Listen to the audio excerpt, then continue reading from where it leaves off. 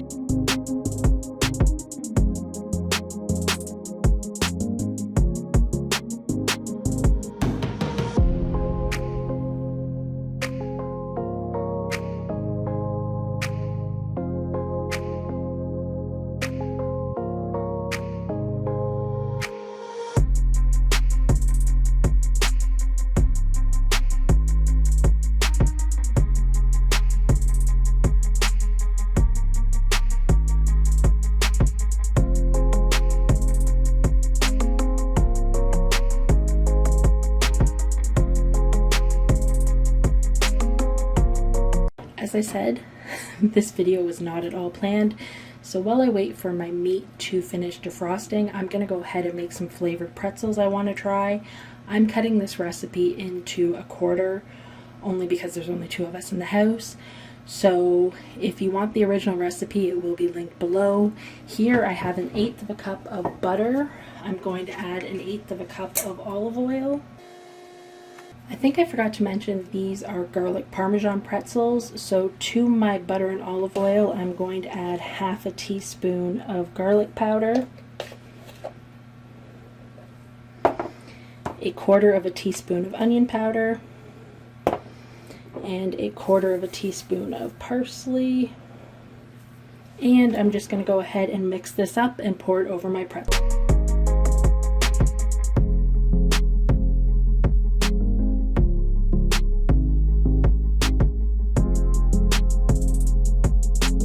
To these, I'm going to add 1/8 of a cup of Parmesan. You know, I love my freshly grated Parm, but since I want these to be shelf stable, I will be using this. You're supposed to mix half in at a time, but I'm going to eyeball my Parm.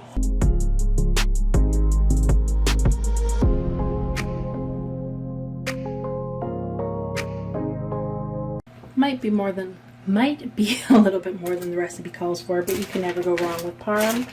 So I'm just waiting for my oven to preheat to 220 degrees. I will cook these for 15 minutes, give them a stir, cook them for another 15, so 30 minutes total, and then I will take them out to cool.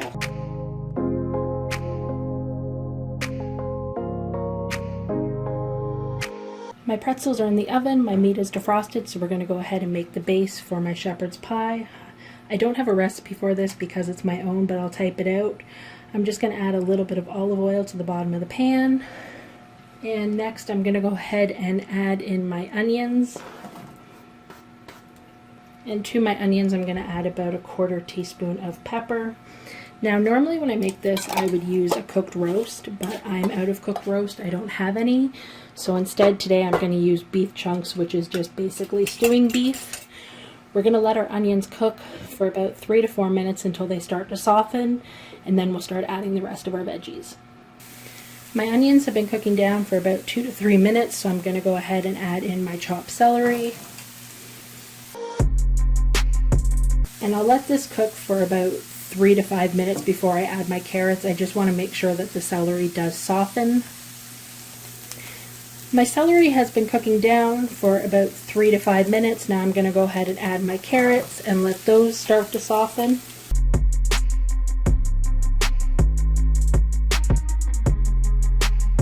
Here are the pretzels. They've gone for the first 15 minutes. I'm going to give them a stir and pop them back in for another 15. I don't think my camera recorded it, so I will repeat it. If you were using a cooked roast, you would cut it up into chunks and add it when you add the beef broth. But because I'm using raw beef chunks, I've gone ahead, added them in now. I'm going to let these cook for about 5 to 7 minutes until they're cooked through, and then I will add in the mushrooms. Real life here. While I was recording this, my neighbor started doing something outside, and my camera really picked it up. So I've gone ahead and added my mushrooms. Now I'm adding in about a teaspoon of garlic powder. Normally I would add fresh garlic, but we were completely out. I had recently bought some and it went bad really quickly, so all I had on hand this day was garlic powder.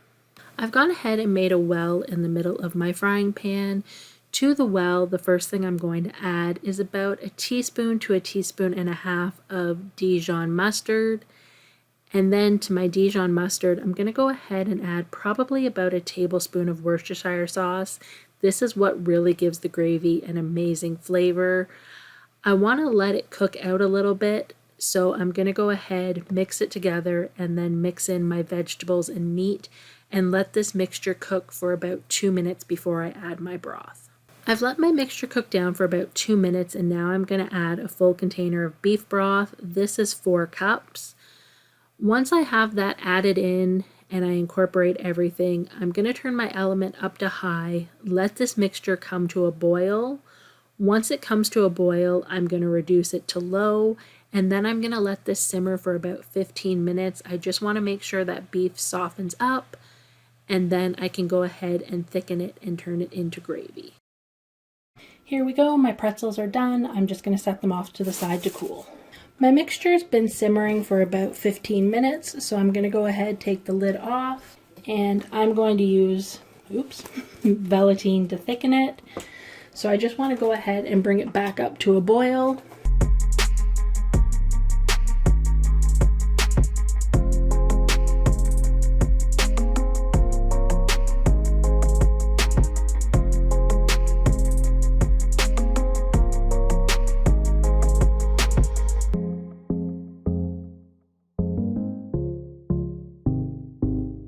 Now that my mixture has thickened, I'm going to turn it off, take it off the heat.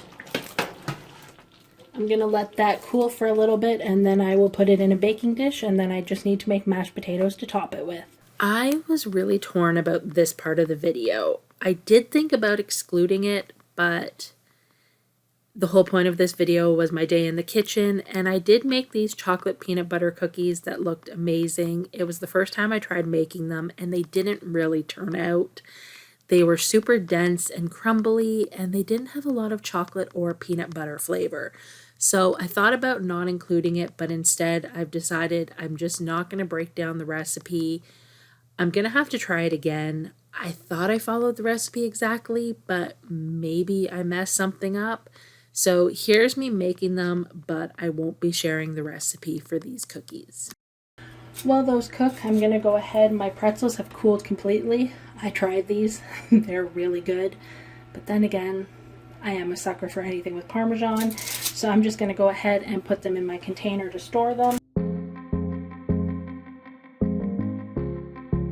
Here's the dish I'm going to cook my shepherd's pie in. I'm just going to go ahead and spray it with some cooking spray. And now I'm going to go ahead and add in my filling.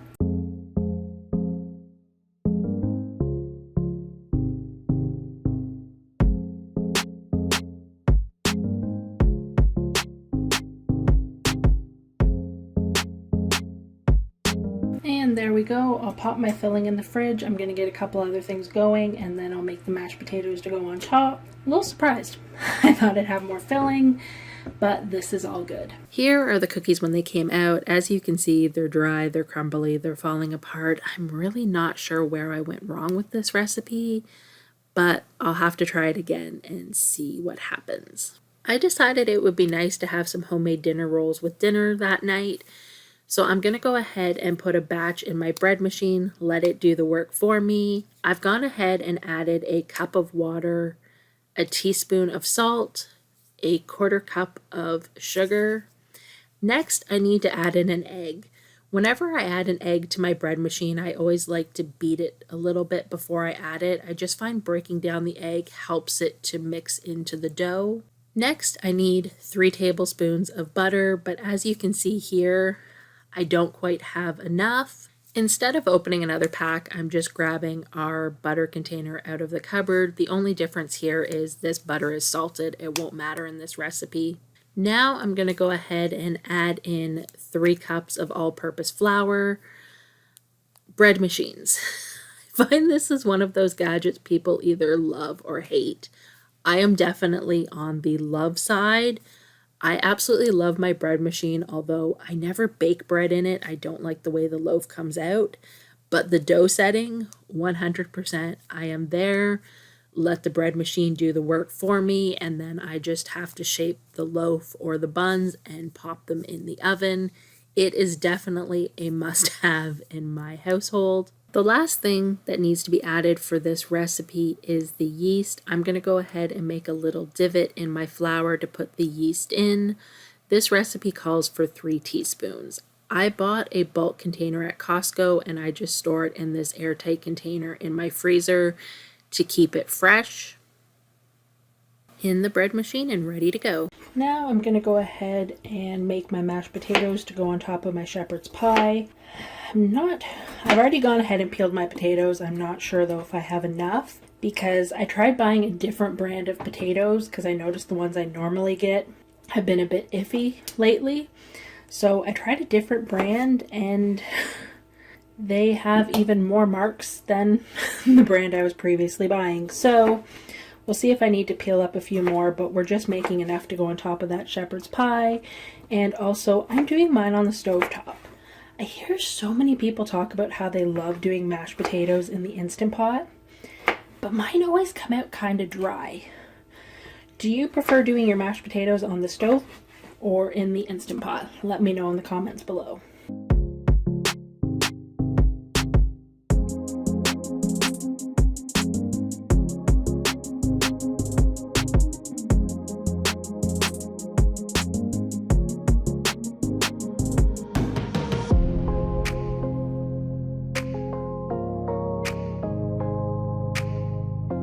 There we go. I'll get these on to boil and get them mashed up so I can top my shepherd's pie. I have some apples I need to use up, so what I'm going to do is I'm going to make an apple crisp to go in the oven with the shepherd's pie. So while I'm waiting for the potatoes to be done, I'm going to go ahead and start putting together the crumble. In this bowl I have half a cup of flour. I'm adding 1 cup of old-fashioned oats, a third of a cup of brown sugar, a teaspoon of cinnamon, and lastly half a cup of melted butter. Oh, and I almost forgot, I need to add a pinch of salt. And now I'm just going to mix all of this together to make my crumble. I really should have mixed the dry ingredients before I put the butter in. That's what I normally do, but oh well, it will still work, I promise. Now, fun fact about this recipe is it's actually meant to be done in the slow cooker. I've done it in the slow cooker, it's okay. The only thing is it doesn't get that crispy topping because it's done in the slow cooker, but we really like the proportion of sugar in this recipe. So one day I tried it and just put it in the oven and cooked it off that way, and we really like it. So I use the same recipe in the slow cooker or in the oven. Alright, my crumble's made. I'm going to set this off to the side. I've still got a little bit of time before I can cut up the apples because they can't be cut up too far in advance. But I'm going to clean up my ingredients and wait for my potatoes to be done so I can mash them. My potatoes are done, so I'm going to go ahead and mash them. Since they're going on top of a shepherd's pie, I'm going to keep them pretty simple. Just a little butter, some salt and pepper, and some milk. I will add a touch extra milk just to make sure that they don't dry out in the baking process, and then I can top my shepherd's pie. My potatoes are all mashed. I'm going to set these off to the side, let them cool a little bit, and then I can top my shepherd's pie.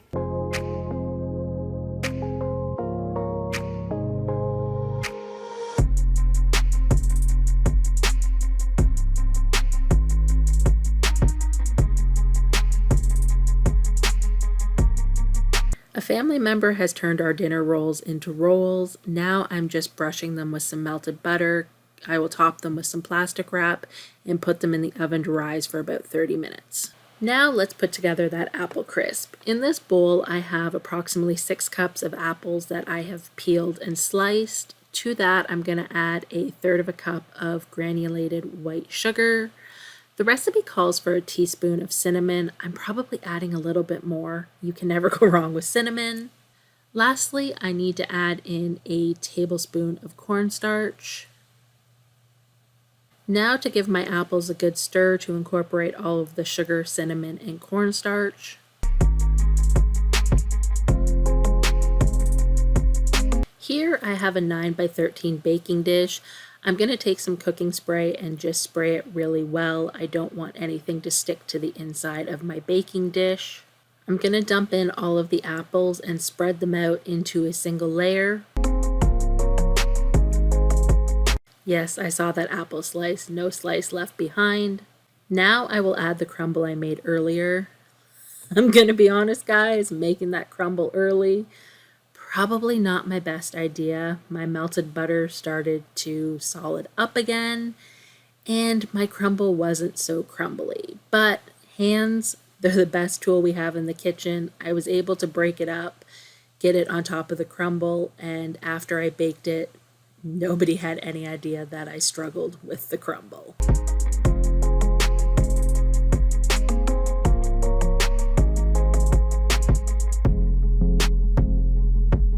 My apple crumble is going to go in a 350-degree oven for 40 to 50 minutes until the apples cook down and the crumble is crisp on top. Hey everyone, a little bonus for this video. I did not intend to include this in this video, but I figured I have to do it. It's in the kitchen, might as well include it. This video was supposed to be all about me getting in the kitchen and just changing my mood, taking my bad day and making it a good day, having no plan, but just doing whatever I do, which I did yesterday and it worked. Now today, I need to prepare for the week to come. I need to ingredient and meal prep. Only issue is I don't have a meal plan. I've tried writing it 3 times. It's just not happening. No recipes are jumping out at me. There's no cravings. It's just, what are we going to have for dinner this week? Which is weird. Normally I enjoy writing our meal plan. The last few weeks I've actually had so many meals on our meal plan that, you know, I could almost go 2 weeks without writing another one. But this week, I went through to clean up the meal plan, take out the recipes we made last week. I took out a couple recipes just because they weren't speaking to me anymore, so to say. And now nothing's jumping out at me. So it's going to be interesting. I've tried 3 times. All 3 times have not been successful. So I guess I'm going to kind of wing it. For now, I'm going to work on the things that just need to be done. We need to grate cheese. I've got a pineapple that needs to be cut up. I've got some celery I need to prep. And we'll go from there. Maybe while I'm ingredient prepping, things will come to me. As well, part of my meal prep for the week was going to be making those dinner rolls because I do have a soup plan for the week. But we made those yesterday. So I'm one step ahead. Let's turn around the camera and let's get going. The first thing on my list today is we need to grate some cheese. We always keep grated cheese in the fridge ready to go. We don't buy our cheese pre-grated. We do it ourselves. This is definitely one of my kitchen must-haves. It is an absolute game changer. Not only do we use it for cheese, we use it for vegetables. It is definitely a must-have in my books. But we always keep grated cheese in the fridge. It just helps with dinner time. I'll be honest, I am one of those people who anything that can help me with dinner and persuade us not to have takeout is a good thing. So grated cheese is one of those things. There's so many quick meals we can throw together with it that I always keep it on hand. Now this week I need to do Parm, cheddar, and mozzarella. So let's go ahead and get grating.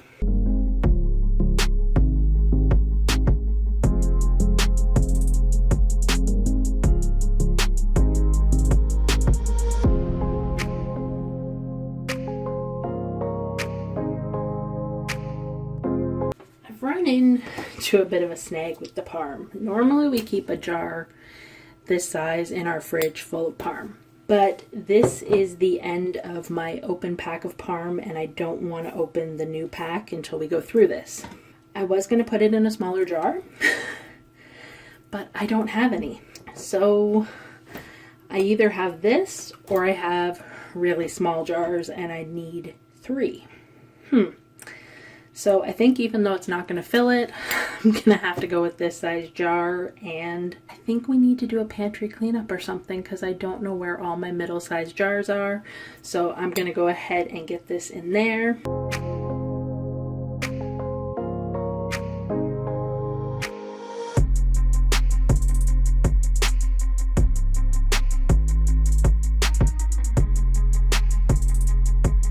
Actually, there was more cheese there than I thought. It wouldn't have fit in the medium-sized jar, so although it's not full, it's the right size. So I'll go ahead and put a lid on this.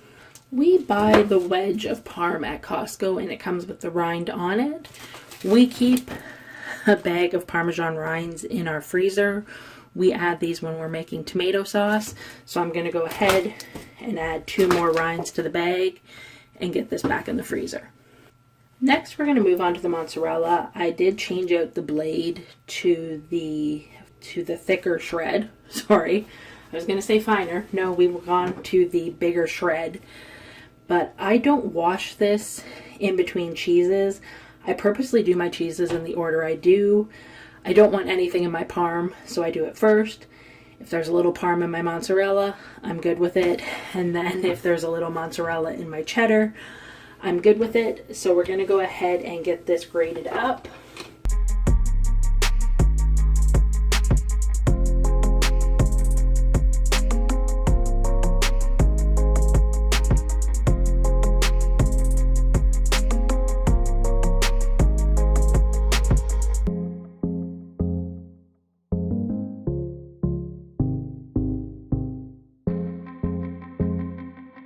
Mozzarella and cheddar we just store in Ziploc bags in the fridge. I did look into getting reusable bags for this purpose, but most of the reusable bags I found said not to use them in the freezer.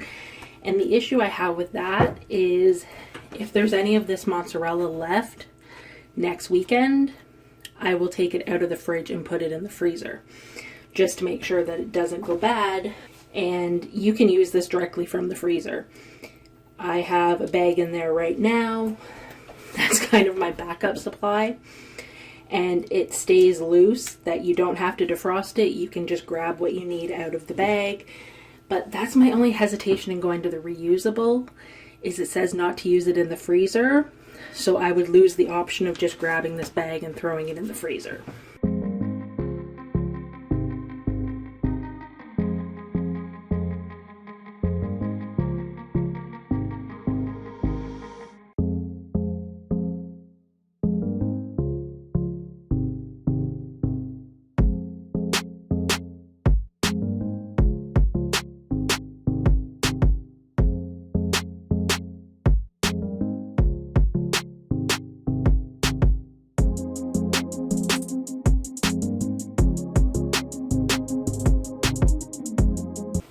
Now, the only thing you have to be careful of is if you're like me and you don't clean your grater, just make sure your family members know what you do. Literally, when I went to try and show you, there was a piece of mozzarella in here, but it slipped into the middle. I once had a family member go to take the cheddar out. There was a piece of mozzarella in it, and they thought it had gone moldy. Luckily, I was home. I was like, no, that's mozzarella. It's fine. Use it, but just be aware of that, especially with cheddar. If you have a white cheese in there, some might think there's some mold. And there we have it, the cheese for the week. We have our cheddar, our mozzarella, and our Parm. The Parm will last us way more than a week. It can stay in this jar for a few weeks, no problem. But there we go. Cheese is done. Now on to the veggie prep.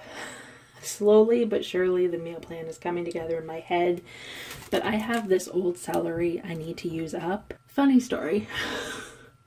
I knew we had some celery and needed to be used up.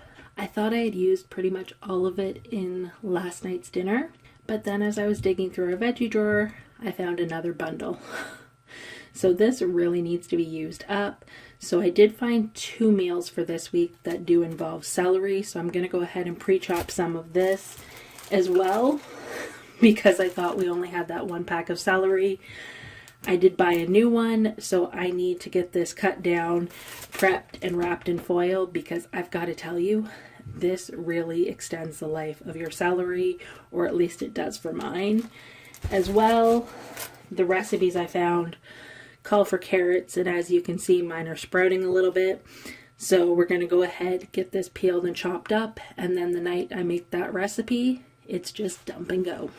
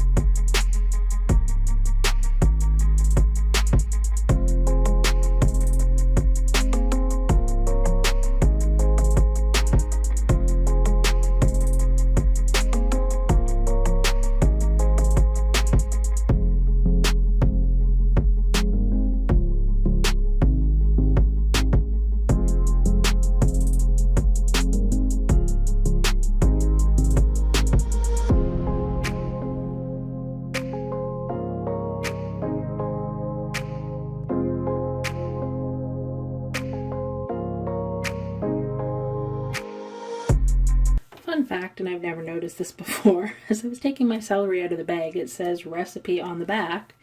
And sure enough, yep, there's a recipe for orzo stuffing with celery, cranberry, and pecans. Is this new? I don't ever remember noticing celery with recipes on the back before. I went ahead and washed my celery, dried it in my vegetable towel. If you're new here, we keep an old, as you can see, stained towel that we use for vegetables in the kitchen. That didn't come very clean. Okay. My quick fix of trying to wash it all together didn't work. So I'm going to pull these apart and then I will get them in the sink to wash. Okay, let's try this again. I've gone through, I washed it properly.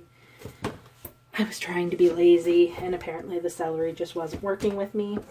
So now I'm just going to go ahead, trim it up. If I find any marks, cut it off. And also I want to get rid of all the leaves because the leaves will actually cause it to go bad quicker.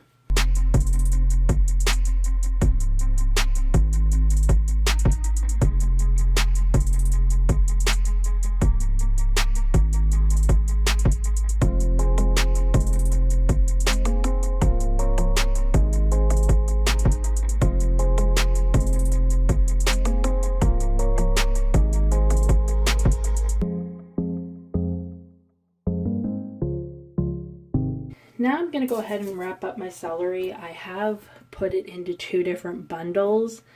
This is going to be my use first. I will mark the foil with that. Yeah, I kind of feel like this celery had more waste than normal, but again, produce has been a bit hit and miss in my town lately. You know, supply issues, we're all seeing them. This was on sale, but like I said, they didn't have the greatest selection, and down the bottom wasn't the best, but it is what it is. I'm going to go ahead and wrap these up. I have a piece of foil and a piece of paper towel. The paper towel there is to absorb the moisture. Sorry, don't know why all of a sudden I can't speak. But the paper towel will absorb the moisture. You don't want moisture in your vegetables. That's what makes them go bad.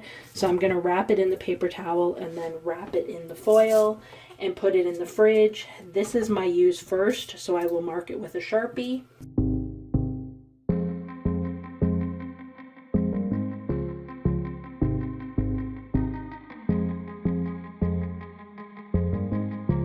Now, the other thing I do with these is once a week, I will go through and check if the paper towel is damp. I will take it out and put a new one in. That really helps to extend the life. But there we go. 2 packets of celery washed and ready to use. I think this is probably going to be the last thing I prep today. Not that I don't want to do more prep. I love ingredient prep. I love chopping. I love stirring. People will actually make fun of me because I will opt to chop things by hand instead of using a food processor because the chopping process relaxes me. But with that being said, I think I have a meal plan together now, and there really isn't much more I can chop in advance. We already have enough romaine chop to get us through the week. I've done the carrots, I've done the celery.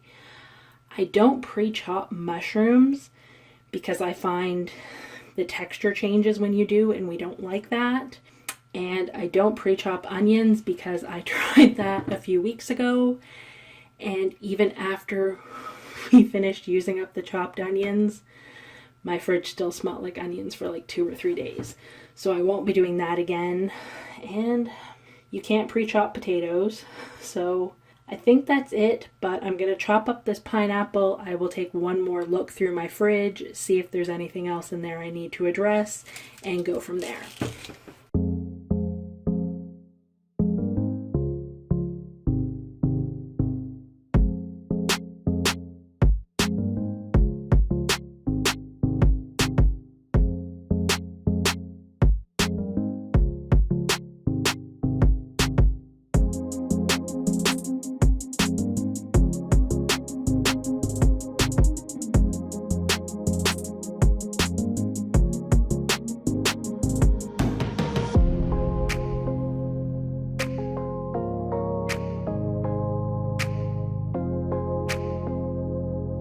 And there we go, 4 easy to grab, quick pineapples. I like to do them this way because I'm going to admit, back when I worked in the office, I always took fruits, vegetables, leftover vegetables with me and had them in a container and just sat them on my desk, and I would kind of snack on them all day. Since I've been working from home, that doesn't happen. So what I try to do now is when we have something like this, I'll take it out in the morning so it reminds me we have it. And then usually after lunch, I'll bring it out and set it beside my laptop so that hopefully I snack on it as the day goes on. Thank you for spending these last couple days in the kitchen with me. It definitely wasn't what I had planned, but it was what I needed. Yesterday's cook did exactly what I needed it to. It turned my I want to be mad at the world day into a good productive day. Totally turned my mood around, which was exactly what I needed. I didn't have a plan, which is unusual for me, but I enjoyed just getting in the kitchen, trying some new recipes, and just cooking and baking and not thinking about anything else. Today, there really was no meal prep, but I did get some ingredient prep done. I have gone through my fridge. I've cleaned it out. There's nothing else I can pre-prep for the week to come. And my fridge did tell me it's time to go grocery shopping. The fresh produce is a little sparse, but we have enough to kick off the beginning of the week. I have a meal plan. I have shared that on Instagram. I think it's a good one. It's a little bit hard. I don't know my schedule for this week, so that makes it a little bit tricky because I do try to plan our meals based on how much time I have available to cook. So I tried to throw a little bit of everything in there, and I think we have a good plan.